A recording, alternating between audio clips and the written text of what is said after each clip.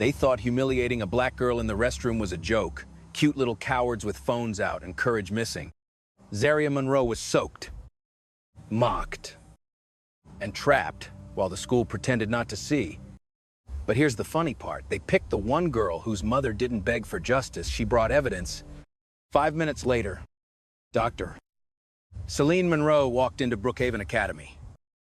And suddenly the bullies, the principal, and the rich donor daddy all started sweating harder than Zaria ever did. Stay until the end, because this ending will not disappoint you.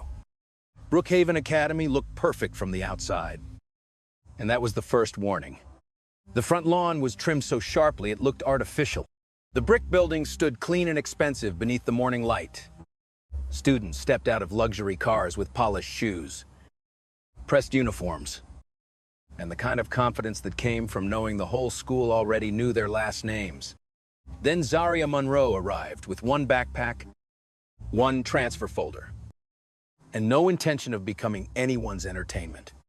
She walked through the front gate quietly, her curls pulled back, her eyes steady, her posture calm. She did not look lost. She did not look afraid. And somehow, that made people stare even harder. Near the main steps, Cassidy Vale watched her from the center of a laughing group. Cassidy was not just popular.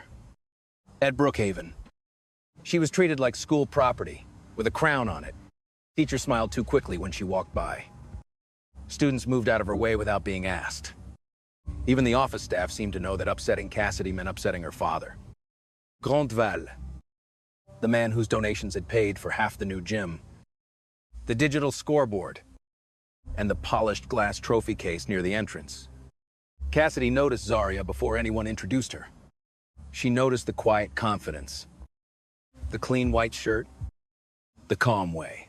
Zaria looked around as if she belonged there. That was enough to irritate her. By second period, Zaria was already sitting in Mr. Adrian Bell's history class, trying to focus on the lesson instead of the whispers behind her. Mr. Bell was one of the few teachers at Brookhaven who did not perform kindness for wealthy parents. He taught with a sharp voice, direct eyes, and questions that made careless students uncomfortable. That morning, he wrote civil rights and moral courage on the board, then asked the class why silence could sometimes be more dangerous than open cruelty. The room went still. A few students looked down. Cassidy smirked, ready to give the kind of polished answer teachers usually praised. But before she could speak, Mr. Bell called on the new student. Zaria paused only for a second. Then she answered with calm precision. She said, silence becomes dangerous when people use it to protect comfort instead of truth. She explained that injustice survives not only because cruel people act, but because good people convince themselves it is safer to do nothing. The classroom changed. Even the students who had been whispering turned toward her. Mr. Bell nodded slowly. Impressed. Exactly. He said, that is the difference between knowing history and understanding it. Cassidy's smile disappeared. For the rest of the period, Cassidy barely listened. She stared at the back of Zaria's head as if Zaria had stolen something from her. At Brookhaven, attention was currency, and Cassidy was used to owning all of it. When the bell rang, Zaria gathered her books and walked into the hallway. She had barely taken 10 steps before Cassidy appeared beside her with Brooke Ellison and Nolan Price trailing close behind. So that was cute, Cassidy said, her voice sweet enough to sound harmless to anyone not listening carefully. The little speech, very dramatic. Zaria stopped and looked at her. It was an answer. Brooke laughed and lifted her phone, pretending to check her reflection while recording. Nolan leaned against the lockers with an amused grin. You always talk like a documentary, he said. Zaria did not argue. She did not lower her eyes either. I'm just trying to get to class. That calmness struck Cassidy harder than any insult could have. She stepped closer, studying Zaria's hair, her clothes, her face, searching for something to mock. Brookhaven has a certain rhythm, Cassidy said. People usually learn it before they start performing. Zaria held her folder tighter but kept her voice even. Then I guess I'll learn fast. A few students nearby heard the exchange and slowed down. Cassidy noticed them watching, and her pride sharpened into something uglier. She gave Brooke a tiny nod. Brooke turned her phone fully toward Zaria now and caught a short clip of Zaria walking away. Within minutes, the video appeared in a private student group chat. The caption read, "New girl thinks she's the voice of justice already. Somebody, please humble her." The message spread faster than Zaria could understand. By lunch, students she had never spoken to were glancing at her and laughing into their phones. Nolan replayed the clip near the lockers, adding jokes of his own. Brooke added emojis. Cassidy watched the reaction grow with quiet satisfaction. Zaria only knew that the air around her had changed. Conversation stopped when she passed. Eyes followed her, then darted away. The school no longer felt like a building she had entered. It felt like a trap slowly learning her name. At the end of the hallway, Mr. Bell noticed Cassidy, Brooke, and Nolan gathered near the restroom corridor, whispering too closely to be innocent. His eyes narrowed. But before he could approach, another teacher called him away.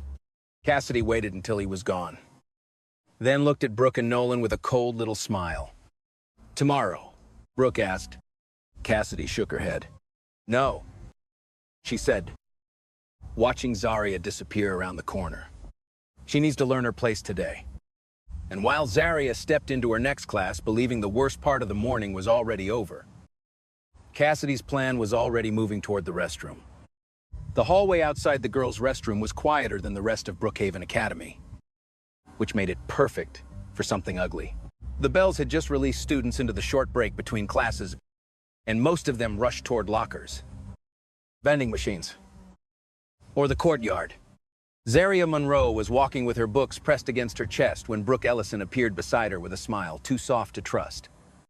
"Hey," Brooke said, pretending to be out of breath. "Mister, Bell asked me to find you. He said it was about your transfer assessment." Zaria slowed. "Mr. Bell, yeah, he's near the restroom hall, talking to another teacher. He said it would only take a second." Zaria looked past Brooke toward the quieter corridor. Something felt wrong.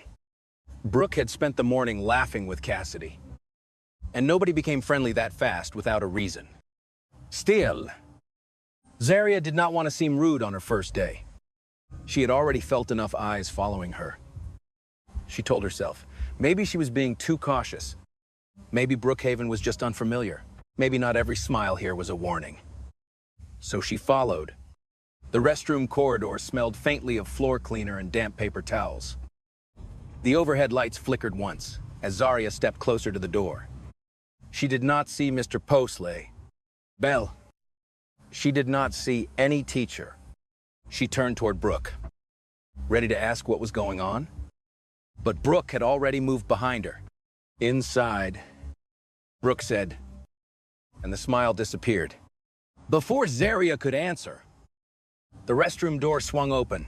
Cassidy Vale stepped out from behind it like she had been waiting on a stage. Two other girls stood near the sinks, phones already in their hands. Zaria took one step back, but Brooke blocked the hallway. Cassidy tilted her head and looked Zaria up and down with cold satisfaction. "You're smarter than I thought," Cassidy said, "but not smart enough." Zaria kept her voice steady. "Move?" Cassidy laughed. "See? That's the attitude. That's exactly what I'm talking about." Brooke lifted her phone. The red recording light reflected against the restroom mirror. Zaria noticed it immediately. Her stomach tightened, but she refused to panic. Panic was what they wanted.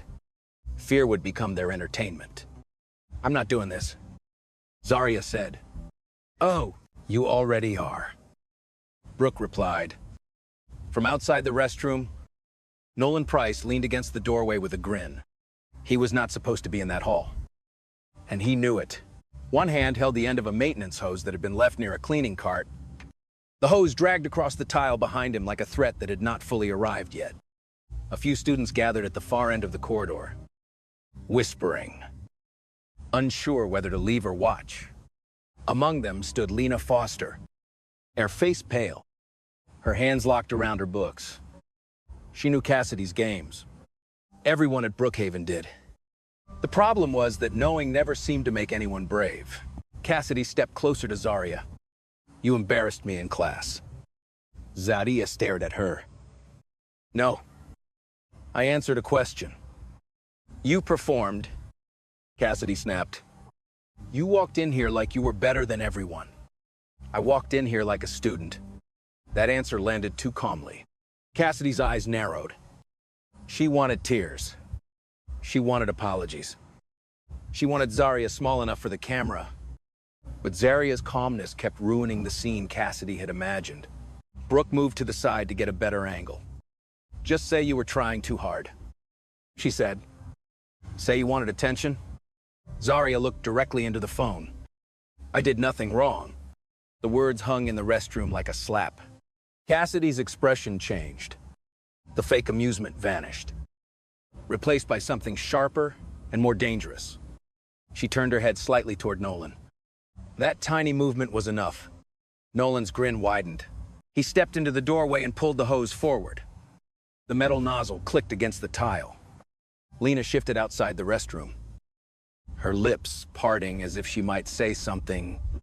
But then Brooke glanced at her, and Lena froze. She remembered what had happened to the last girl who crossed Cassidy.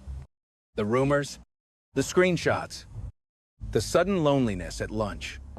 Fear wrapped around her throat and kept her silent. Near the edge of the doorway, Caleb Brooks saw everything. He had been walking past when he noticed the crowd, then the hose, then Zarya trapped near the sinks. His first instinct was to leave before he became part of it. But then he saw Brooke recording only from angles that made Cassidy look innocent. He understood immediately they were not just humiliating Zarya.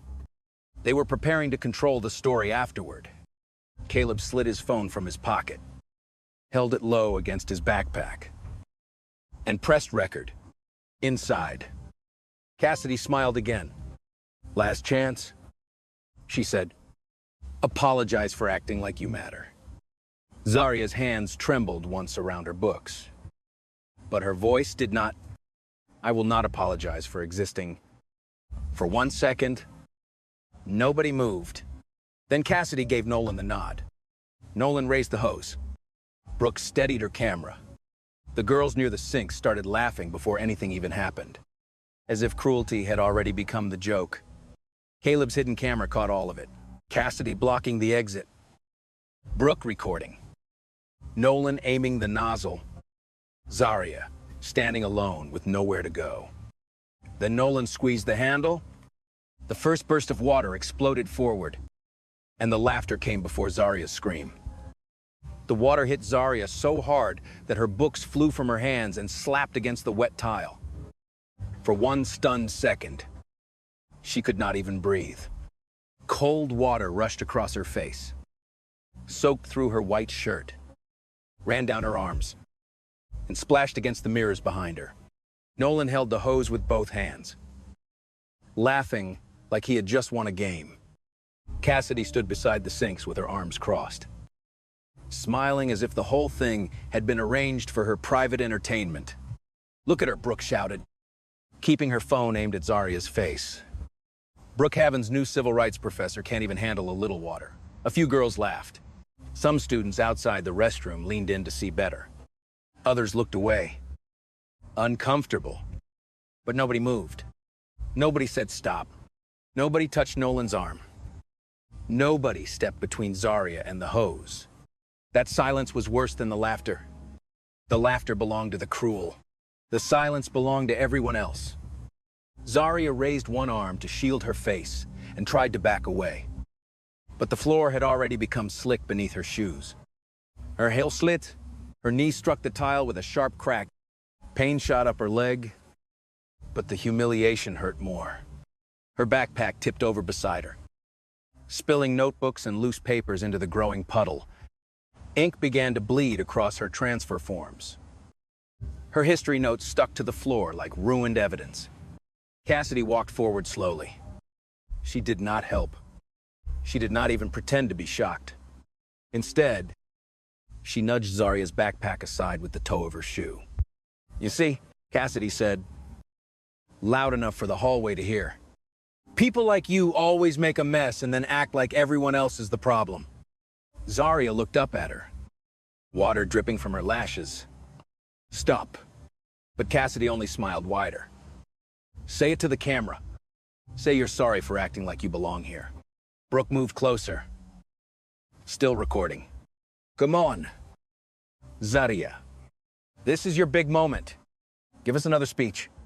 Nolan lowered the hose for a second, then sprayed again. This time, across Zaria's shoulder and the wall behind her. The burst made her flinch. The students near the doorway reacted with a mixture of gasps and nervous laughter. Lena Foster stood frozen just beyond the entrance, her face twisted with guilt. She took one small step forward, then stopped when Cassidy's eyes cut toward her. That single glance was enough to push Lena back into silence.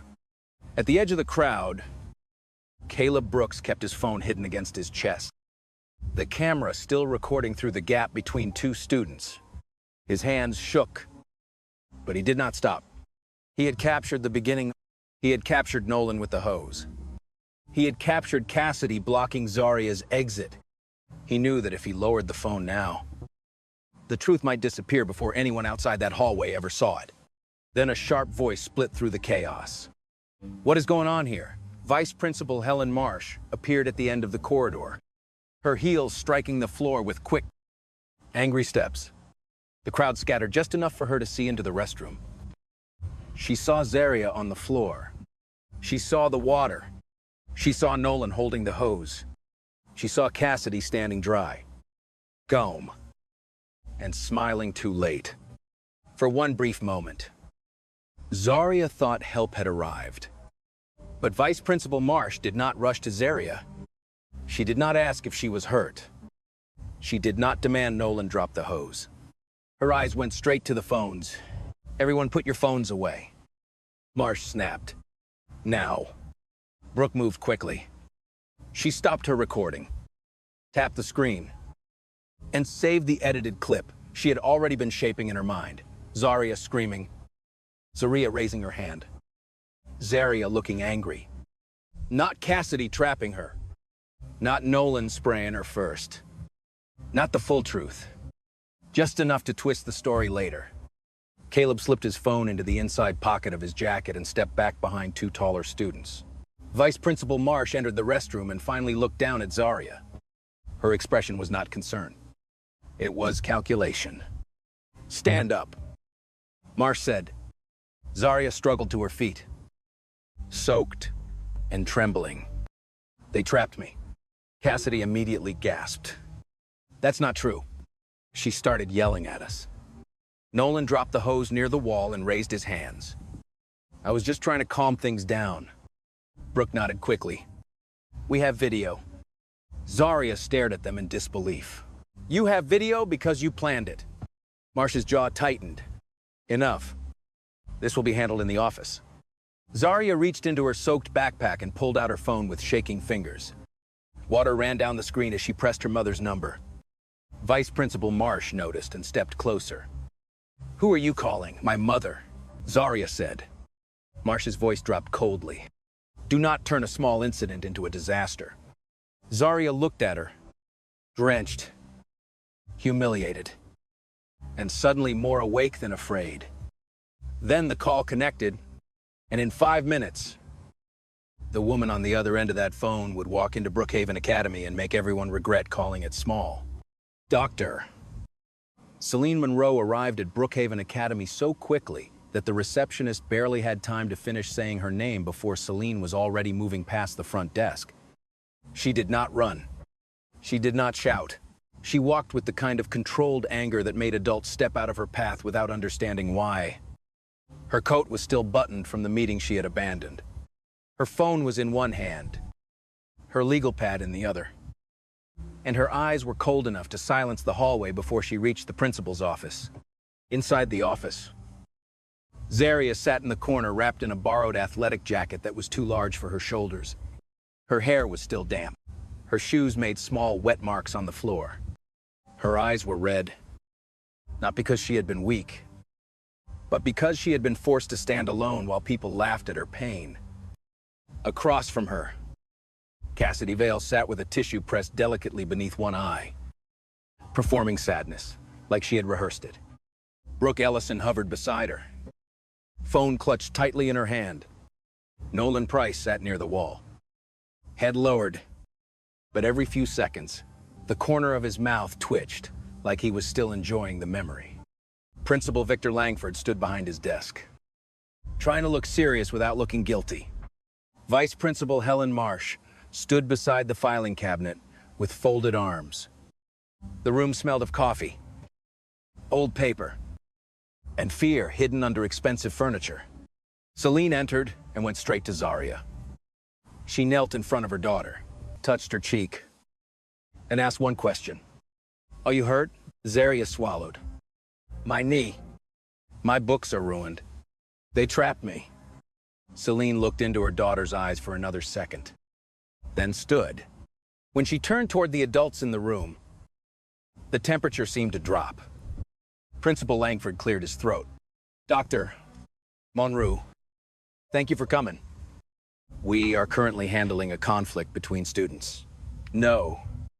Seleneset. One word. Quiet. Sharp. Farnell." Langford blinked. "Excuse me. You are not handling a conflict. You are responding to an assault.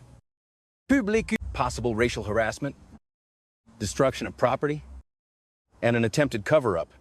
If what my daughter told me is accurate." She placed her legal pad on his desk. "I want the written incident report, the security footage from the restroom corridor, the names of every student present, the staff timeline, and copies of any video taken by students before anyone in this building deletes anything." Brooke's fingers tightened around her phone. Langford's polished expression cracked for half a second. "That is a very serious characterization. It is a very serious situation." Vice Principal Marsh stepped forward. "Unfortunately, the camera near that hallway has been under maintenance." "Selena went still." She did not gasp. She did not raise her voice. She simply turned her head toward Marsh and looked at her with the calm patience of someone watching a lie assemble itself too slowly. "How interesting." Selena said, "The camera was under maintenance at the exact time my daughter was trapped. Soaked. Filmed." And accused Marsh's face hardened. "We have not confirmed that version of events." Cassidy sniffled at just the right moment. "Because that's not what happened." Zaria looked up sharply. "Cassidy, Zaria came at us." Cassidy said, her voice trembling with fake injury. "We were only trying to talk to her because she was acting superior all morning." Then she started yelling. Nolan was trying to stop her from pushing Brooke. Nolan nodded quickly. "Yeah." She freaked out. Brooke lifted her phone. "I have video?" Celine looked at the phone. "Play it." Brooke hesitated, then tapped the screen. The video began halfway through the chaos. Zaria was drenched, shouting, one hand raised toward the hose. Nolan appeared only for a second, stepping backward, as if he were the one being threatened. Cassidy's voice could be heard saying, "Calm down," while Brooke's camera shook dramatically. The clip ended before anyone could see what happened first. Langford seized the moment. As you can see, the situation may be more complicated than initially described. Zaria stared at the screen, horrified. "That's not the beginning." "They cut it." Cassidy shook her head. "No. That's what happened." Celine watched the clip once. Only once? Then she looked at Brooke. "Thank you." Brooke frowned. "For what?" "For giving me evidence of editing." The room went silent. Celine stepped closer to Langford's desk. "This clip starts after my daughter is already soaked. It avoids the doorway angle, avoids the hose being raised. avoids who blocked the exit, and conveniently captures only the moment where a humiliated child tries to protect herself.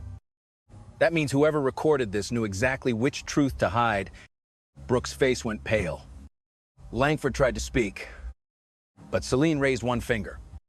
Do not interrupt me unless your next words are that you are preserving every device, every message, and every hallway record connected to this incident. Vice Principal Marsh's jaw clenched. Cassidy stopped crying. Nolan stared at the floor. Celine picked up her legal pad and wrote one line. Then she looked at the edited video again and smiled without warmth. Thank you, she said. This is the first thing that will help me destroy your lie. Because Celine Monroe had not come to Brookhaven Academy to beg for sympathy, she had come to investigate. The small disciplinary conference room beside the principal's office felt less like a place for truth and more like a place where truth was brought to be folded, softened, and buried. The blinds were half closed. The long table was polished, spotless, and cold under the fluorescent lights. Zarya sat beside her mother with damp hair, bruised pride, and a borrowed jacket still hanging heavily from her shoulders. Across from her, Cassidy Vale sat with her arms crossed, no longer crying, now that the performance had done its job. Nolan kept his eyes low. Brooke held her phone under the table as if she were afraid someone might finally ask what else was on it. Principal Langford entered with Vice Principal Marsh behind him and placed a printed document on the table. He slid it toward Celine with both hands, as if offering something reasonable. This is simply a preliminary incident summary, he said. If everyone signs, we can begin resolving this constructively. Celine did not touch the pen. She picked up the paper and read in silence. The first line called it a mutual student conflict. The second line claimed verbal tension escalated between multiple students. The third line said Zarya became emotionally distressed and contributed to the disorder in the restroom area. There was no mention of being trapped. No mention of Nolan aiming a hose. No mention of Cassidy blocking the door. No mention of Brooke recording before any conflict began. Every sentence was neat. Every sentence was careful. Every sentence was a small cage built around Zarya. Celine looked up. Who wrote this, Vice Principal Marsh? Answered too quickly. The administration drafted it based on available information. Available information, Celine repeated. Or preferred information. Langford's smile tightened. Dr. Monroe, the goal here is peace. Zarya's voice shook, but she spoke anyway. That paper says I did something wrong. Langford turned to her with the practiced softness adults use when they want obedience to sound like kindness. Zarya, sometimes incidents become confusing in the moment. Signing this does not mean you are fully at fault. It simply allows the school to move forward. Celine placed one hand gently on Zarya's shoulder. She is not signing anything that lies about what happened to her. Before Langford could respond, the door opened without a knock. Grant Vale walked in. He wore an expensive Navy suit and the expression of a man who had never needed permission to enter a room. Cassidy immediately straightened. Brooke relaxed. Nolan looked relieved. Even Principal Langford shifted in his chair. Not quite standing, but nearly. Victor, Grant said, using the principal's first name like ownership. Mr. Val, Langford replied carefully. Thank you for coming. Grant glanced at Zarya only once, then turned his attention to Celine. Dr. Monroe, I understand emotions are high, but children make mistakes. Cassidy tells me this was a joke that got out of hand. Zarya's hands curled into fists under the table. A joke, Selena asked. Grant gave a thin smile. An immature one. Yes, but not something that should ruin a young woman's future. Cassidy is an honor student. She has college applications coming. Leadership recommendations. A life ahead of her. Celine's eyes did not move. So does my daughter. Grant paused, annoyed by the interruption. Then he continued, smoother now. More dangerous. Of course, Which is why I think everyone benefits if this stays inside the school. Brookhaven is a strong institution. My family has invested heavily in keeping it that way. The new athletic wing, for example, exists because some of us still believe in supporting this community. There it was. Not a threat spoken openly, but a threat dressed as generosity. Langford looked down at the table. Vice Principal Marsh said nothing. Cassidy watched her father with quiet confidence. As if the room had finally returned to its natural order, Grant leaned forward. I would hate to see one unfortunate misunderstanding damage reputations, funding, or opportunities for students who have worked hard. Celine slowly set the document back on the table. Let me make sure I understand you. Your daughter helps trap my daughter in a restroom. A boy sprays her with a maintenance hose. A student records a manipulated video. The administration writes a false statement. And now you are reminding everyone how much money your family gives this school. Grant's smile disappeared. I am reminding you that there are bigger consequences here than one emotional afternoon. Zarya trembled, not from fear now, but rage. Celine felt it through the hand resting on her shoulder. Langford cleared his throat. Perhaps we should all calm down.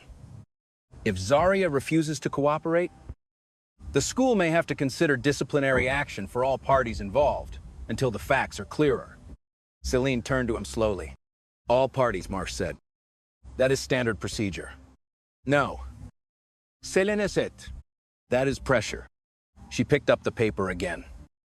Looked once more at the words designed to erase her daughter. Then stood. The room followed her movement with uneasy silence. This document is not a report, she said. It is a cover story. Then she tore it cleanly in half.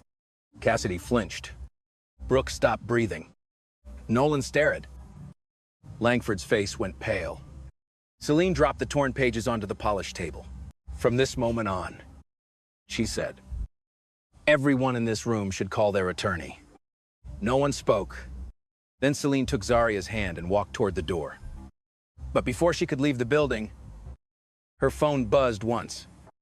A message from an unknown number appeared on the screen. I saw everything. They are lying. The parking lot behind Brookhaven Academy was quieter than the office. But it did not feel safer. Zarya walked beside her mother with the oversized athletic jacket pulled tight around her body. Her wet shoes squeaking softly against the pavement. Celine kept one hand near her daughter's back, not pushing her forward, just reminding her she was no longer alone. Behind them, the school building stood tall and polished, pretending nothing had happened inside it. Then Celine's phone buzzed. She stopped beside her car and looked down. I saw everything. They are lying. Zarya noticed the change in her mother's face immediately. Celine did not look surprised. She looked focused. She slowly lifted her eyes and scanned the parking lot. At first, there was only a row of cars, a few trees, and the concrete columns near the side entrance. Then she saw movement.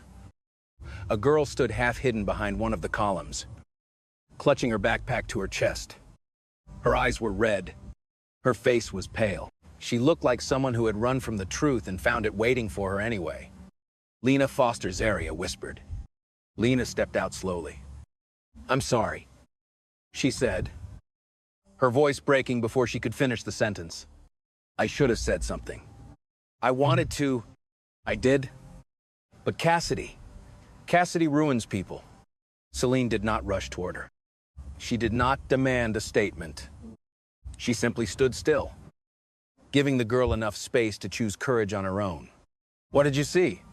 Celine asked. Lena swallowed hard. Brooke lied to Zarya. She told her Mr. Bell wanted to see her. Cassidy was already waiting by the restroom. Nolan had the hose before Zarya even walked in. They planned it. All of it. Zarya closed her eyes for a second. Not because she doubted it, but because hearing someone else finally say the truth made the pain real in a different way. Why didn't you tell Marsh? Zarya asked quietly. Lena looked down. Because Marsh knows who Cassidy is. Everyone does. Celine's eyes sharpened. What does that mean? Lena's hands trembled around her backpack straps. Last year, a girl named Tessa tried to report Cassidy for spreading pictures from the locker room. 2 weeks later, everyone was calling Tessa a liar. Her parents pulled her out before winter break. Before that, another girl complained because Cassidy locked her in a supply closet during a fundraiser. Nothing happened. Cassidy always walks away. People who talk don't. Zarya turned toward the school building. Suddenly, her own humiliation no longer felt like the beginning of something.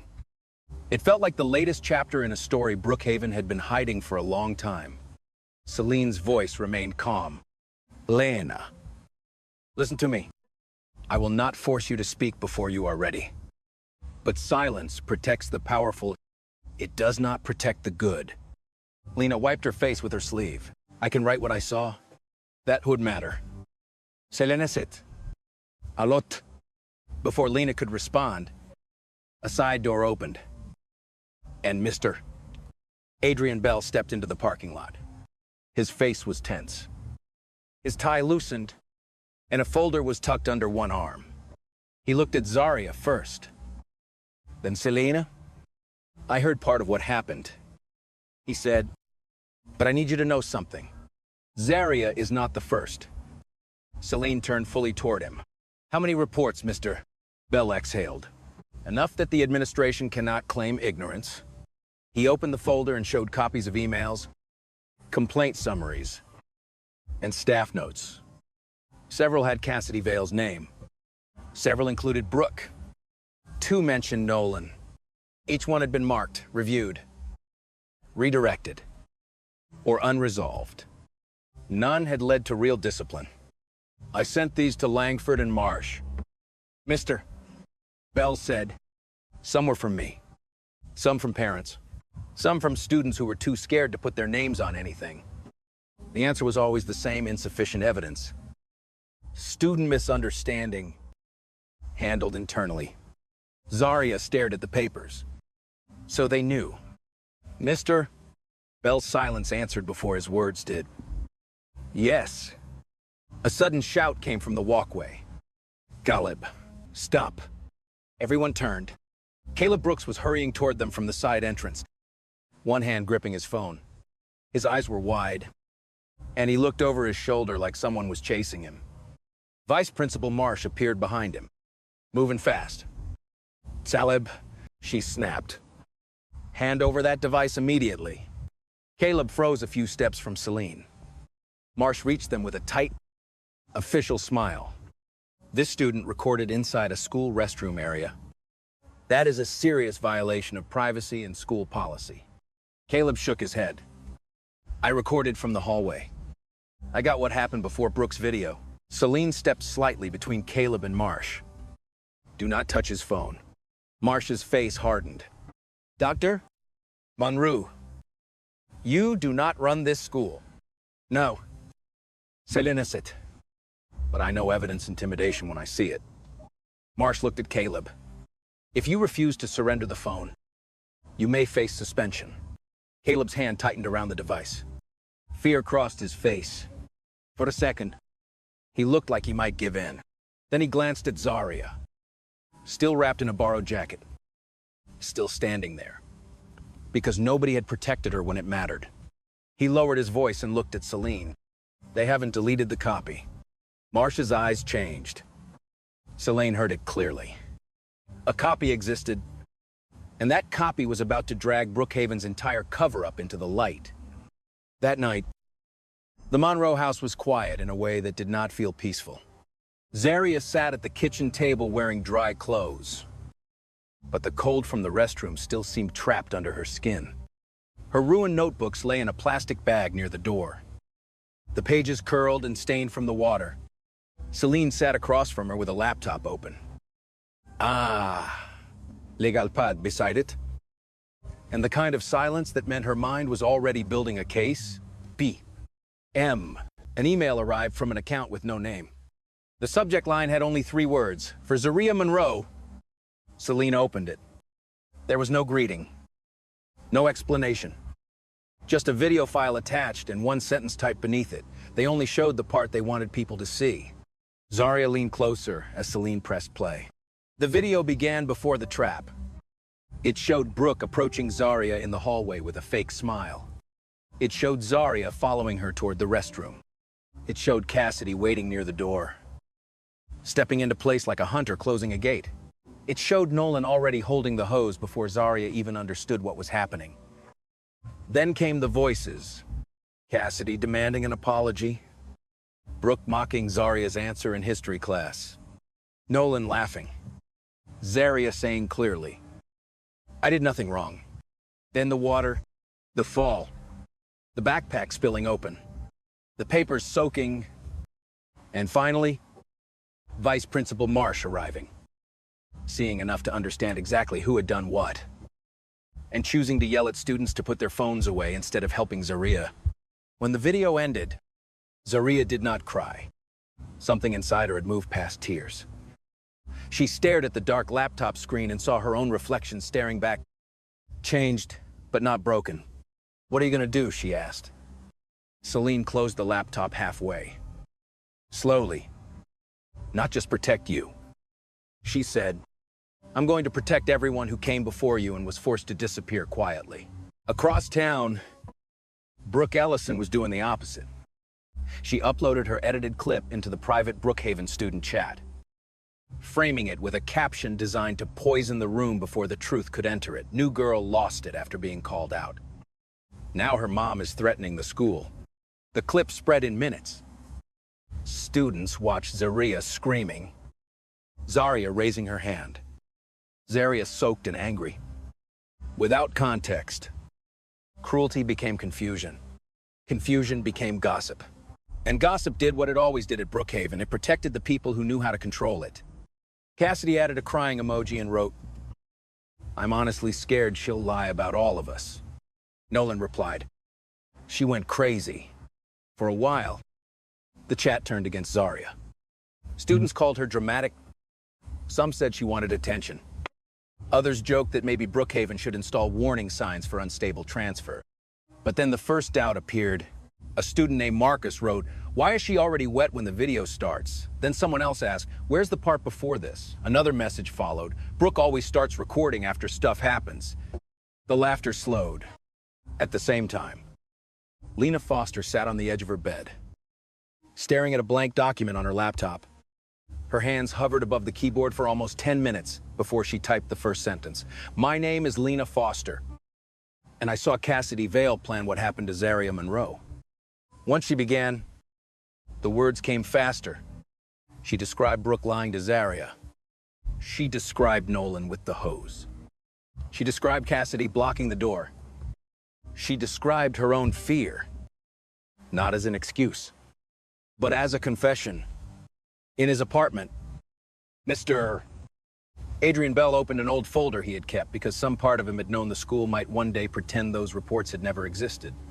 He forwarded Celine emails, complaint notes, and staff warnings dating back more than a year. Each message carried the same pattern: Cassidy's name, student fear, administrative delay, no real consequence. Celine's inbox filled slowly. Then steadily, Lena's statement arrived first. Mr. Bell's files came next. Then Caleb sent another message from the anonymous account. "I have the original saved in 3 places." Celine downloaded everything, labeled each file, and arranged the evidence in order. Zarya watched from across the table as her mother built a timeline out of lies, fear, and the first fragile pieces of courage. Then Celine opened one of Mr. Bell's older emails. Her eyes stopped on the subject line, Cassidy Vale 6th warning. For the first time that night, Celine leaned back in her chair.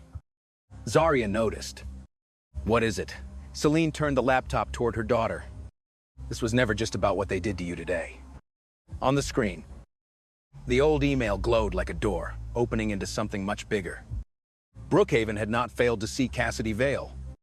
Brookhaven had chosen not to stop her. By sunrise, Celine Monroe's law office looked less like a place for legal paperwork and more like the command center of a storm. Printed emails covered the long conference table. Screenshots were arranged in chronological order. Caleb's original video had been copied, time-stamped, and backed up. Lena's written statement sat beside Mr. Bell's forwarded reports, and Zaria stood near the window, reading the names of students she had never met but already understood. Celine did not move quickly. She moved carefully. Every document had a place. Every date mattered. Every missing response from Brookhaven Academy told its own story. The first former student was named Maya Whitaker. Her family met Celine and Zaria at a small cafe, 2 blocks from the school. Far enough from Brookhaven's front gates to feel safe, but close enough for the old fear to remain visible. Maya was a year older than Zaria, but she looked tired in a way no teenager should. She explained how Cassidy and Brooke had spread a fake rumor about her stealing money from a fundraiser. The rumor moved through the school before Maya even knew it existed. By the time her parents filed a complaint, screenshots had vanished. Posts had been deleted, and students suddenly couldn't remember who started it. Her mother still had the school's response printed in a folder. Insuffisant évident. Maya's father tapped the page with one finger. They made our daughter feel like reporting it was the real mistake. The second former student, Tessa Rowe, is agreed to speak only through a video call at first. Her face appeared on Celine's office screen that afternoon. Nervous and guarded, Tessa said Cassidy's group had locked her inside a locker room during a school fundraiser because she refused to give Brooke answers for a chemistry test. She had screamed for nearly 20 minutes before a custodian found her. Her parents reported it the next morning. Vice Principal Marsh told them it would be difficult to prove intent and suggested they consider Tessa's future before creating a formal disciplinary record. Zaria sat very still as she listened. Celine asked, "Did she mean Cassidy's future or yours?" Tessa gave a small, bitter smile.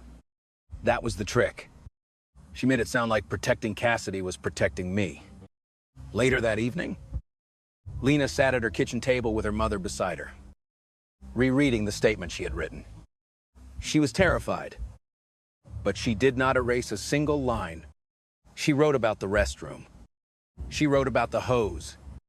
She wrote about Cassidy's history of choosing targets who seemed alone. Then she added something Celine had not asked for. "I stayed silent because I believed silence would keep me safe." It did not.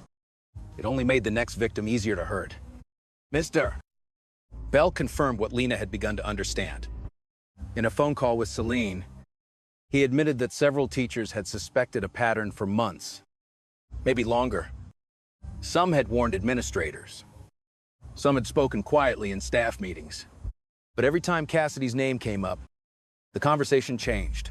The administration always wanted more proof, more patience, more discretion. And behind every request for discretion was the same unspoken fact. Grant Vale's money had become part of the school's bloodstream. Then Caleb found the detail that turned suspicion into something much darker.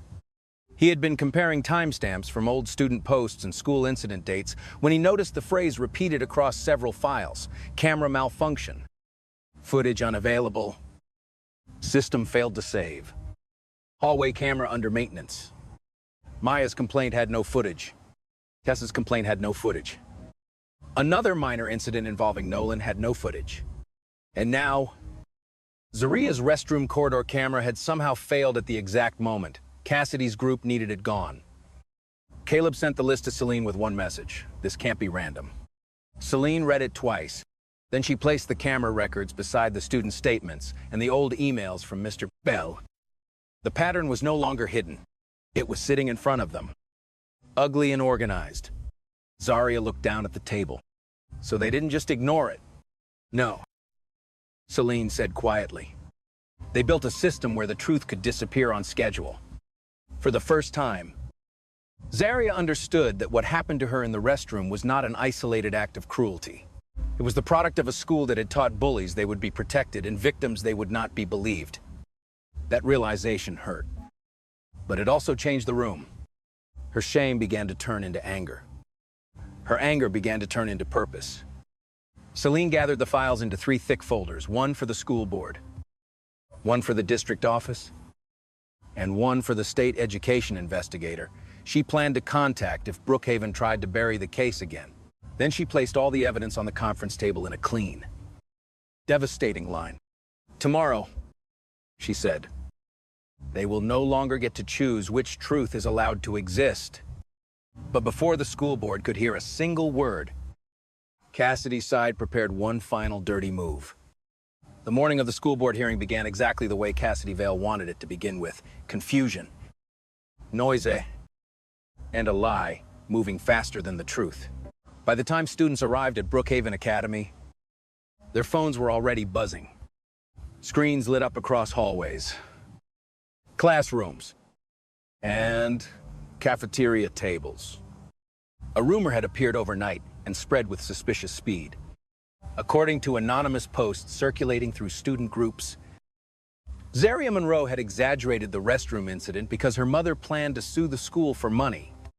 The story changed slightly depending on who repeated it, but the message remained the same. Zaria was not a victim. She was part of a scheme. Brooke Ellison made sure the rumor had fuel. Just before first period, she uploaded another image. It was a screenshot taken from her edited video, showing Zaria soaked and visibly upset. The caption underneath was cruel enough to attract attention and vague enough to avoid punishment. Funny how people become victims when there's money involved. Within minutes, comments appeared. "Maybe she planned this. Her mom's a lawyer." "Right.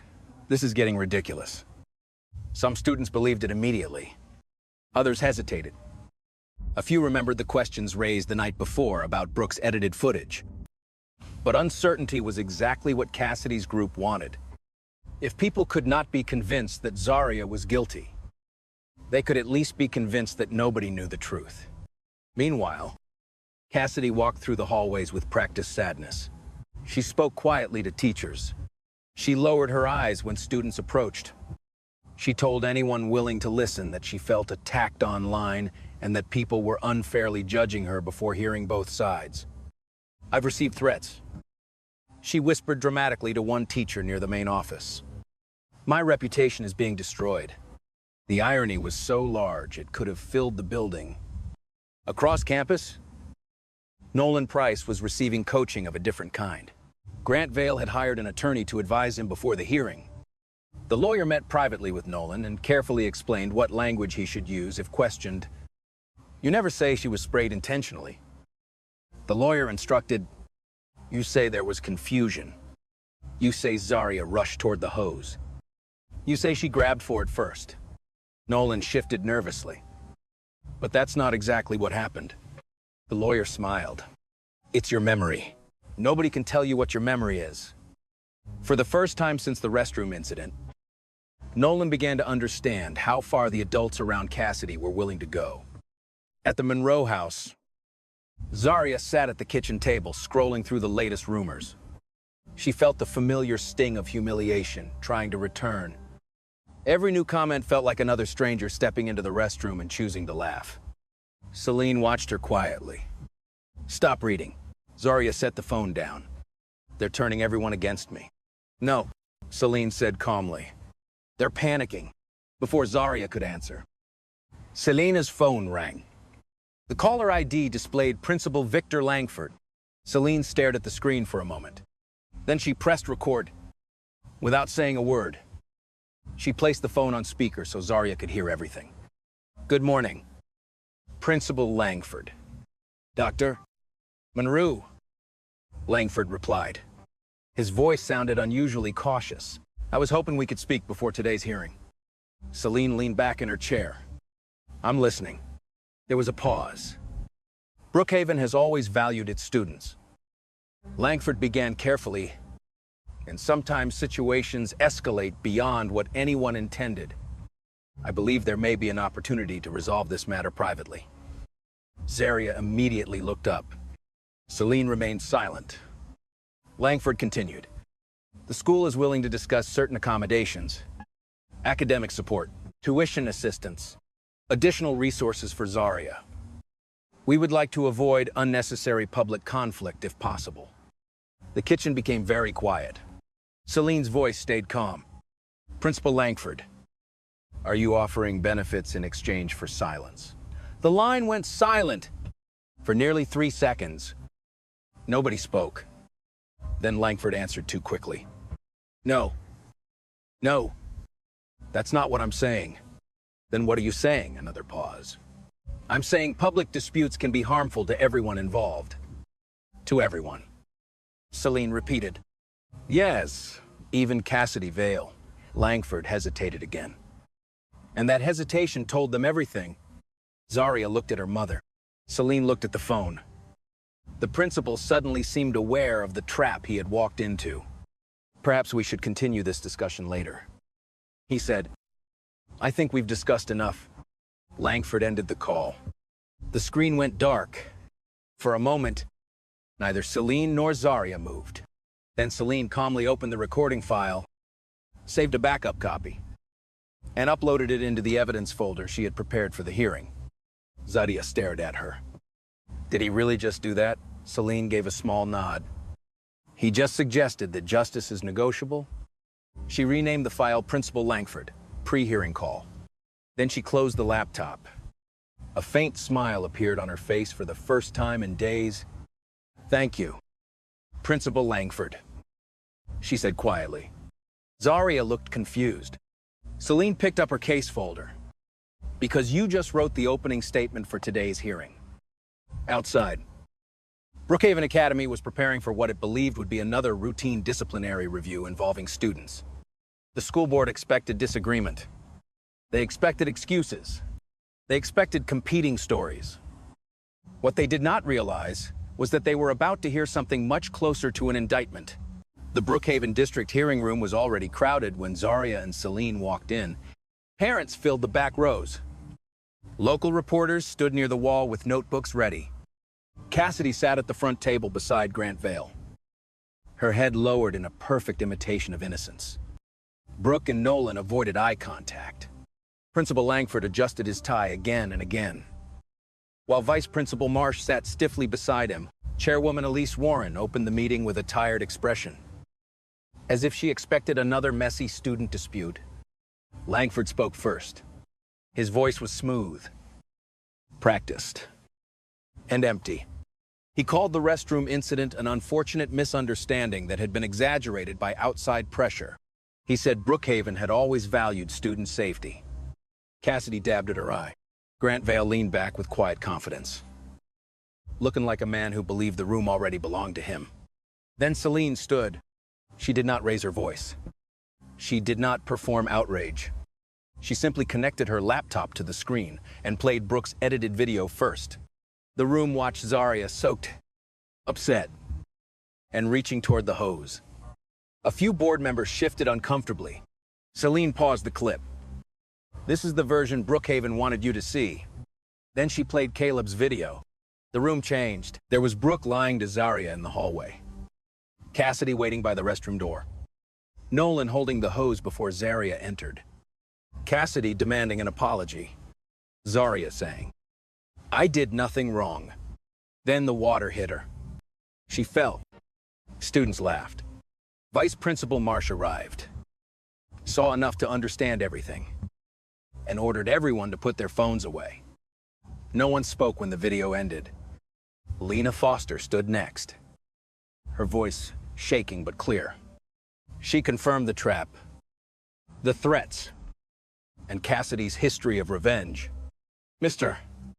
Bell followed with printed emails, each one showing previous warnings ignored by Langford and Marsh. Then 2 former Brookhaven students appeared by video call and described how their complaints had vanished under the same phrase, insufficient evidence. Cassidy's face drained of color. Grant Vale leaned forward, no longer relaxed.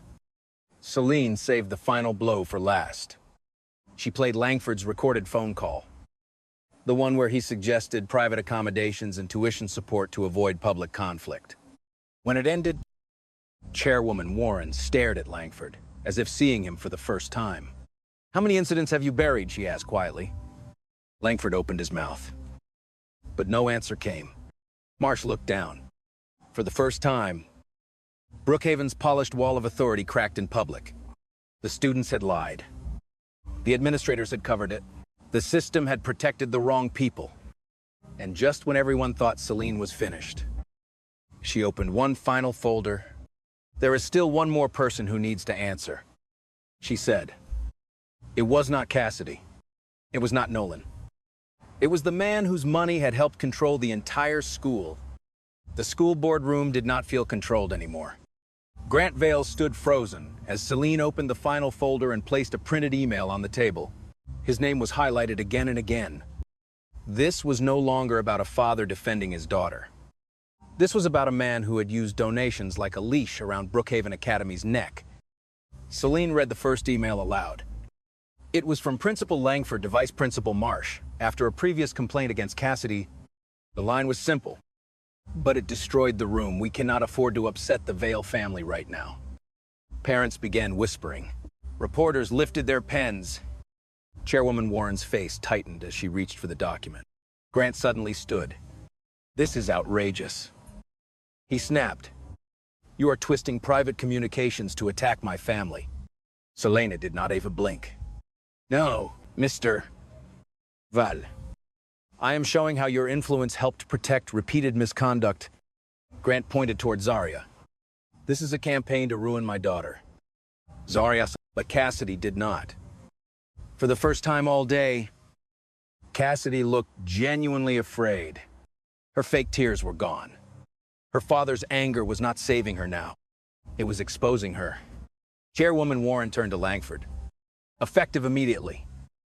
You are suspended, pending an independent investigation. Then she looked at Marsh. You as well.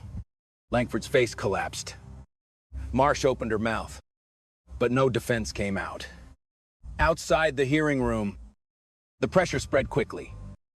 Reporters gathered near the hallway. Parents demanded answers. Nolan and Brooke were separated for statements, away from Cassidy. Brooke finally broke, shaking. She admitted Cassidy had planned the trap, told her to record, and wanted the video posted to teach Zarya a lesson. When Cassidy heard that Brooke had talked, her face went pale. Zarya stood slowly and looked at her. Not with hatred, not with fear, with something far worse for Cassidy, calm truth. I don't need you to be afraid of me. Zarya said, I need you to remember what really happened. Cassidy had no answer. By the time the hearing ended, Brookhaven Academy was no longer the same school. The money had lost its power. The silence had lost its cover. And for the first time, the people who had always controlled the story were the ones being questioned. 3 weeks later, Brookhaven Academy looked the same from the outside. But inside, everything had changed. The investigation results were posted publicly. And this time, the truth was not softened. Cassidy Vale was suspended long-term and removed from every student leadership position. Nolan Price and Brooke Ellison received serious disciplinary consequences, mandatory accountability counseling, and were required to give public apologies. Principal Langford was fired. Vice Principal Marsh was placed under investigation for interfering with reports, pressuring students, and helping bury complaints.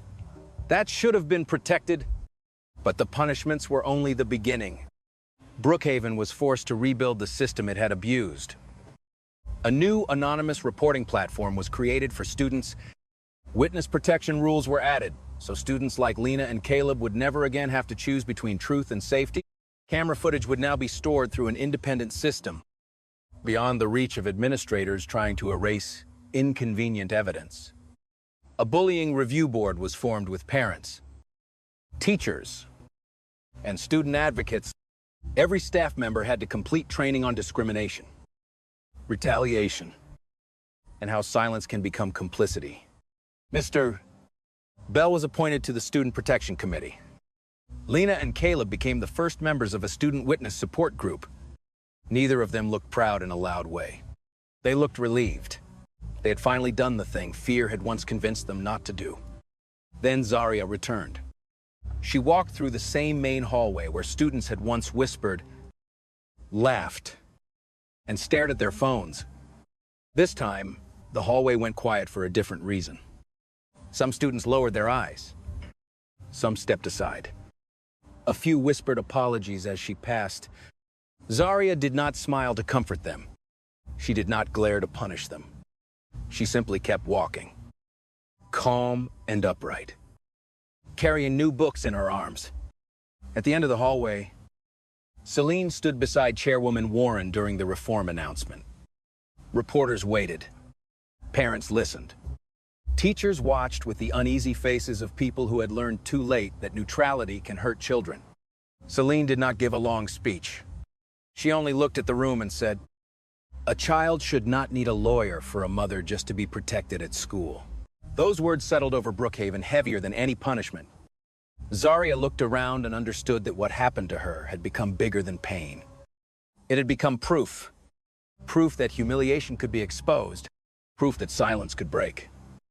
Proof that one mother's refusal to accept a lie could force an entire school to change.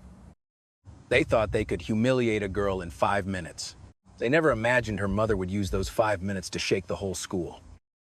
What started as a cruel act of humiliation in a school restroom ended up exposing years of silence, favoritism, and abuse of power. Zarya never asked to become the center of a battle. But her courage and her mother's refusal to accept a lie forced an entire system to face the truth.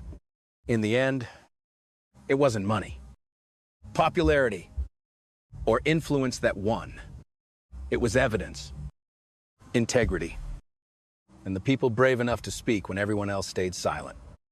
Now we want to hear from you. If you had been standing outside that restroom, would you have stepped in? Or would you have been too afraid to get involved? Let us know in the comments below. And don't forget to tell us where you're watching from. If you enjoyed this story, please like, share, and subscribe to the channel for more powerful stories of justice, courage, and unforgettable endings. We'll see you in the next video.